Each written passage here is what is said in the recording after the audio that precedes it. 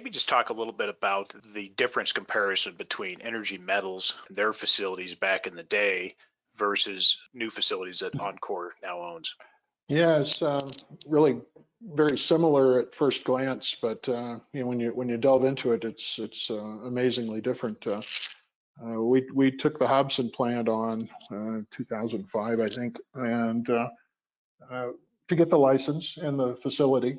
And basically, the first thing we did is bulldoze it. It was a bucket of bolts, quite frankly. The weather had taken its toll. It hadn't been modernized. It literally was a teardown and a rebuild. And Uranium Energy Corp's the benefit of that. We did a nice job and rebuilt the plant. Spent I don't know $20 million or thereabouts. And but still, we were way ahead of the game by having that license in hand. And it was a good move for us. But compare and contrast that to going in and basically having to just spruce up a plant and be operational. We're way ahead of the game with the current acquisition compared to where we were with Hobson. I think it's being recognized in our share price now, even without a big move in the uranium price. But it's clearly puts us ahead of where we were with the acquisition at Energy Metals. And Bill, now correct me if I'm wrong, they're both 800,000 a year licensed facilities, and you're planning to utilize both of them when the time is right, correct?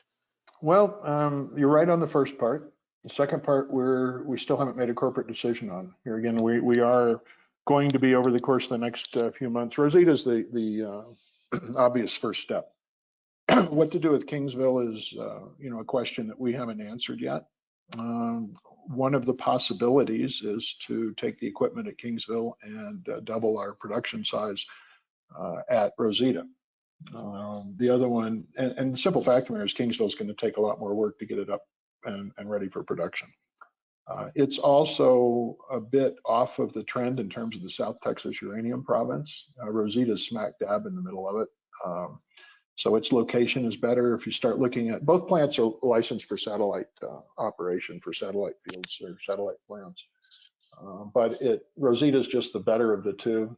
I'm sure we'll do a full engineering study to evaluate the cost benefit analysis of resurrecting Kingsville versus abandoning it and moving some of the equipment, including a brand new dryer, which is probably the biggest cost piece involved in the ISR process. But there's a brand new dryer sitting at Kingsville that could be installed at Rosita.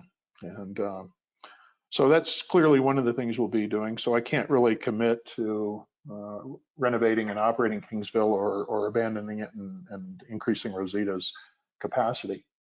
Obviously need a license adjustment to do that at Rosita, but that's something we'll be looking at early on here because we need to be ready for it.